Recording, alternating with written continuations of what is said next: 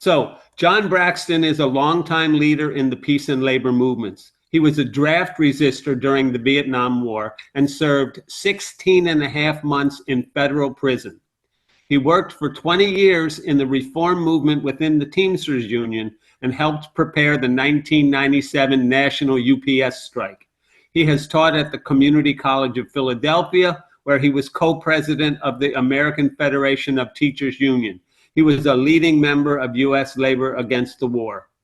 John, go for it. I'm sure that a lot of people on this call have been on picket lines and heard the chant, no justice, no peace. And, you know, we tell the bosses and we tell the government, we'll be in the street and we're going to make it hard for them to rest until we win justice. And it's an important basis for our activism and our organizing. But it occurred to me in thinking about this that we can also, in some sense, turn that phrase around. If there's no peace, there's no justice. There is no justice in wars. Innocent people are always killed, wounded, and displaced, and affected for the rest of their lives if they survive. The only victors really are the profiteers in the war industry. And by the way, I think we got to get out of the habit of calling it the defense industry. We can talk about that, but I don't think it's really defending us. And I think everybody on this call knows that all of this. But I think we have to bring this consciousness to working class people everywhere. So my piece of this panel is aimed not so much at convincing you that we need a new set of priorities that de-emphasizes war and emphasizes programs that meet pressing social needs, because I think you know that. You wouldn't be here if you didn't know that, I'm pretty sure. But instead, what I hope we come away with is thinking of yourselves as organizers who will bring these ideas to working class people, along with all the other organizing that you're already doing, which I know is considerable. And so what I want to do is to show you a few tools for what we've been doing in what we call Veterans and Labor for Sensible Priorities. And I really loved the quotes that we've heard already. And I also want to start off with a couple of quotes. One is, "We must see now that the evils of racism, economic exploitation, and militarism are all tied together, and you can't get rid of one without getting rid of the other." Martin Luther King. As many of you know, in his last year, he came out against the war in Vietnam. He was sharply criticized by many of his best allies, saying, you know, we got to stick to civil rights. We got to stick to civil rights. And he said, no, they're all linked together. And another quote also from Martin Luther King, "A nation that continues year after year to spend more money on military defense than on programs of social uplift is approaching spiritual death." So strong statements from someone who most of the country views as a civil rights leader, but he was much bigger than a civil rights leader. And of course, probably everybody on this call knows that the week that he was assassinated, he was in Memphis, Tennessee, defending a sanitation workers' strike. So he also understood the importance of labor in all this. In September of 2023, a few of us came together under the umbrella of Veterans for Peace to begin a campaign that we call Veterans and Labor for Sensible Priorities. And the heart of this campaign is to build labor support for a bill called the People Over the Pentagon Act, which would cut $100 billion, that's billion with a B, $100 billion from Pentagon spending and make that money available for things like healthcare, education, veterans benefits, dealing with climate change, and all those other programs that Martin Luther King would have called programs of social uplift. It was put forward by Barbara Lee, who you may know was the one the one congressperson who wouldn't go along with the war on terror. She said this was a blank check for the future, and I think a lot of people recognize now that she was right, and they wish. I remember Bernie Sanders saying at one point when he was criticized for voting for that resolution, he just said Barbara Lee was right, uh, and and if only other politicians could recognize when they make a mistake. Um, so. It's not easy to get unions and other labor groups to pay attention to militarism. And that's very understandable. The labor movement's fighting for survival. And many labor leaders understandably feel they're spending all their energy just to try to keep their unions afloat without trying to tackle something like militarism.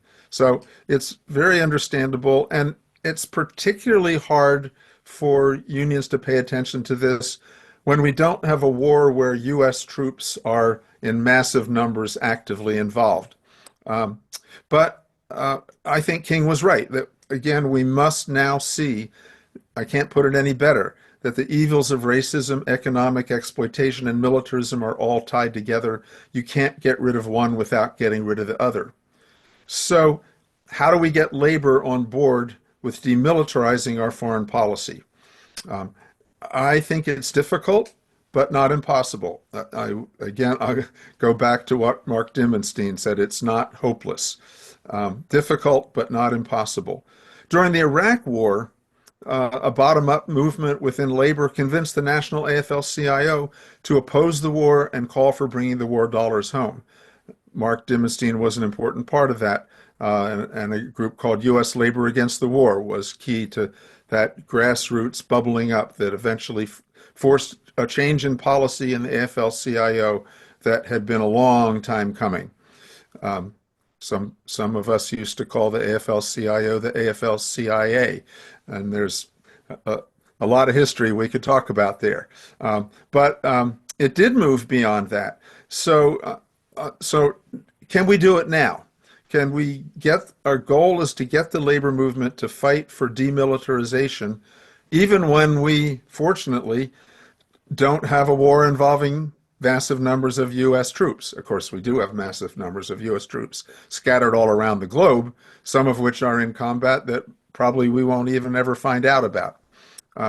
So how do we get the labor movement on board? I will say, again, Carl Rosen, who's on the call, Mark Dimmenstein, and others on the call have played a really important role in the labor network for ceasefire. And so that's an important step in the right direction that we have to recognize. It's focused on Gaza, which is a very appropriate place to focus, but it's an indication that the labor movement can move in this direction. And over the past, I guess about 19 months or so that we've been working on building labor support for Barbara Lee's bill, the People Over the Pentagon Act, we've gotten 51 labor organizations to sign on and endorse that bill. And they vary from, of course, the Postal Workers Union and United Electrical Workers Union. It's not a coincidence that Mark Dimmenstein and Carl Rosen are both on this call. And so some national unions, to a lot of American Federation of Teachers locals, a bunch of American Postal Workers Unions locals have recently signed on. But we have a lot of different labor unions involved in this. And so, and I've been talking to a lot of these groups, and when I approach a union on this issue, I ask the members and leaders, which of the U.S. wars in the last 60 years actually solved a problem? So which one of those wars in the last 60 years actually solved a problem? Was it Vietnam? Well, Eisenhower, again, of all people, Eisenhower said in his memoirs that if an election had been held, Ho Chi Minh would have won 80% of the votes. So Vietnam was not about democracy. How about Iraq? Well, it turns out there weren't any weapons of mass destruction. What a surprise. So we didn't solve that problem. It was a problem that didn't exist, and we didn't solve it.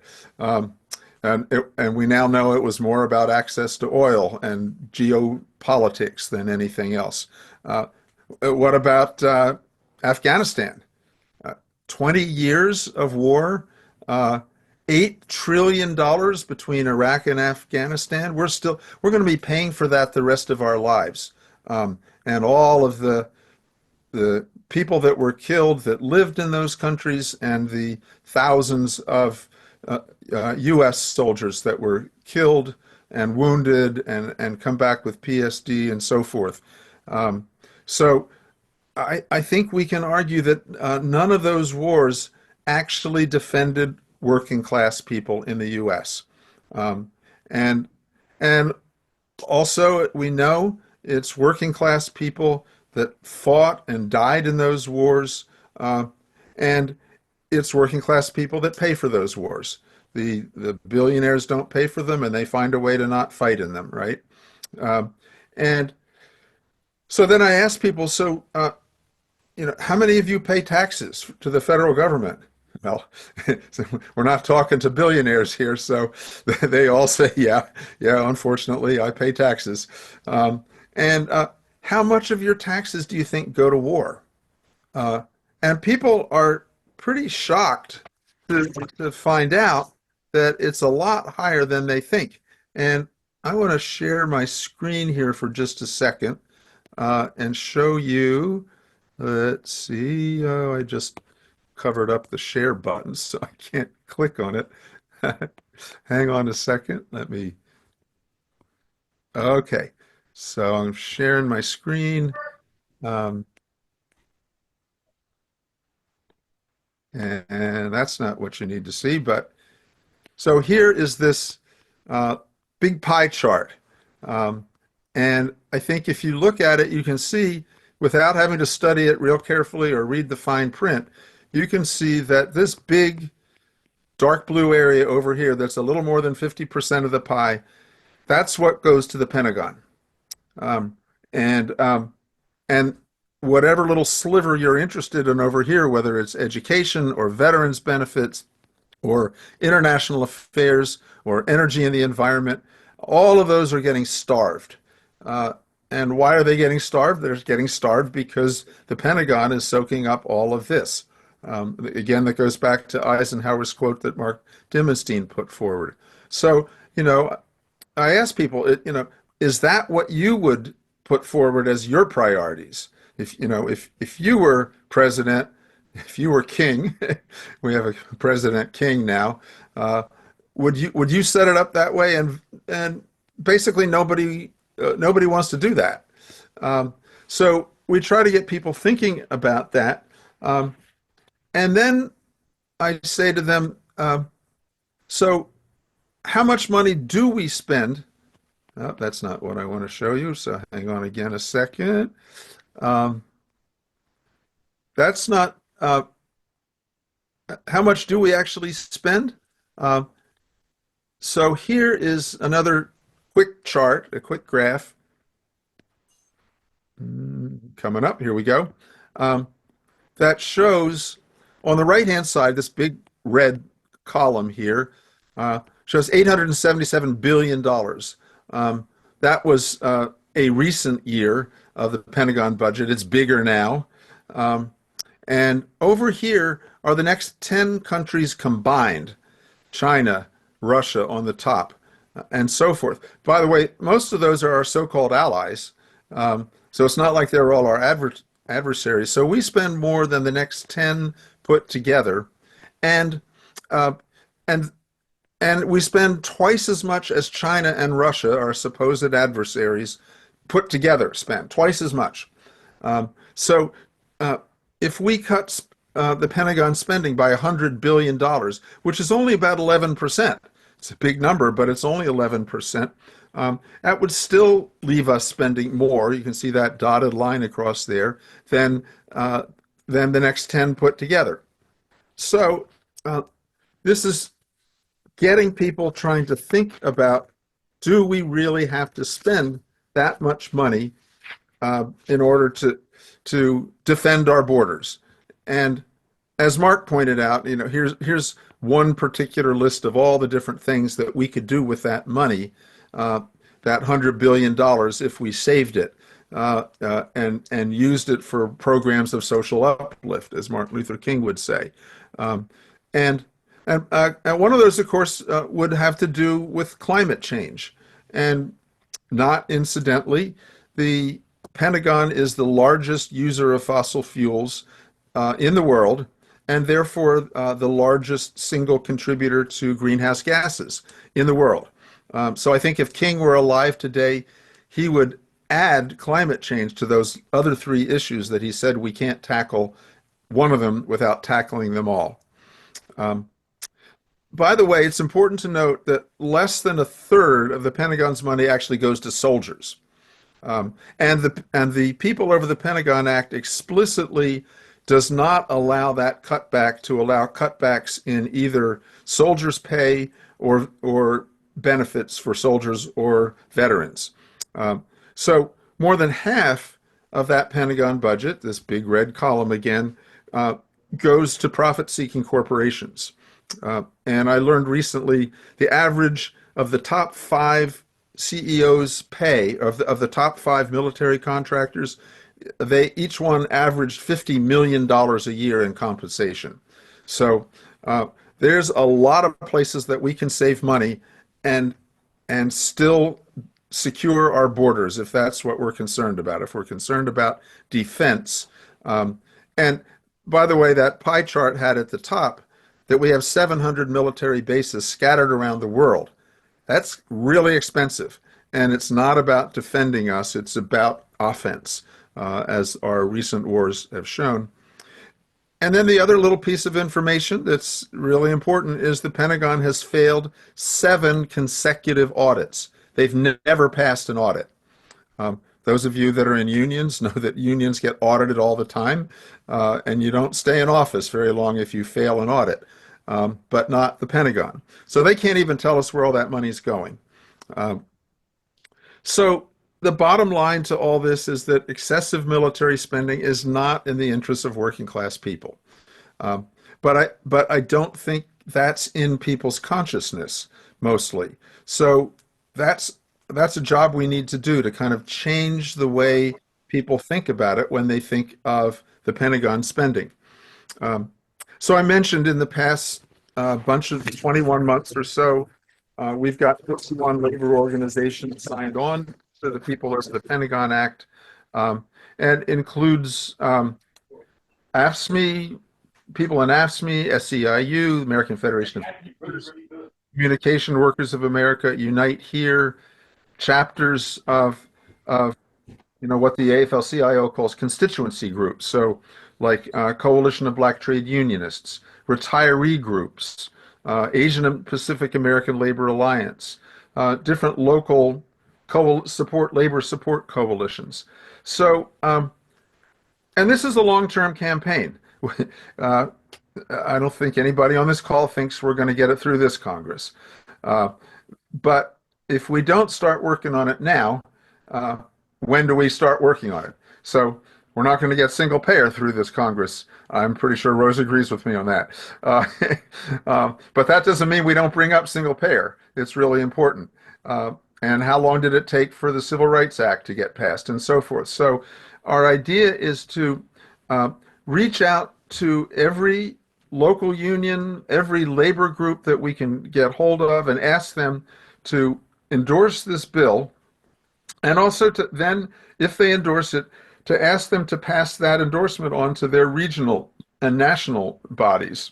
So their central labor councils or their national unions, and get them to support these really very reasonable, sensible priorities. And so I'm about to wrap up. I think that's my time. But let me just say, we have a thing where you can sign up so that we make sure that we're in touch with you.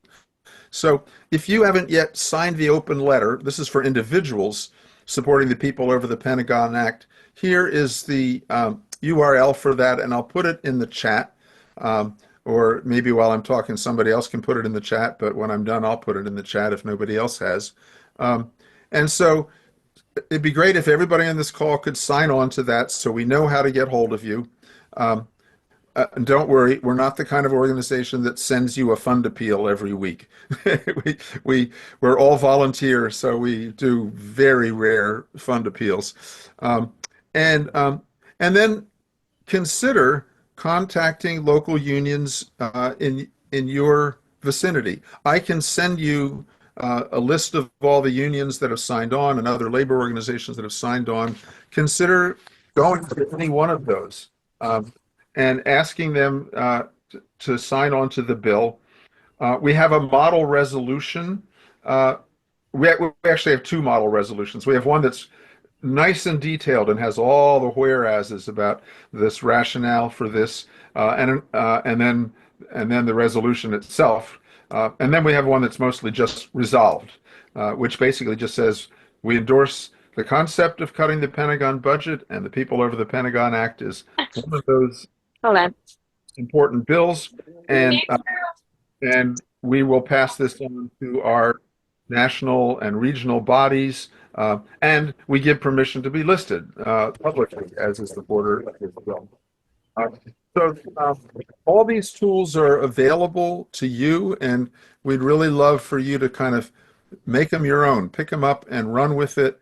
And of course, if you get a local of any kind to a labor related organization of any kind to endorse this bill, let us know. The last thing we need are people endorsing the bill and we don't hear about it. And really appreciate your listening to this and looking forward to working with you all on all of these things that the previous speakers and I have been talking about. Thank you so much.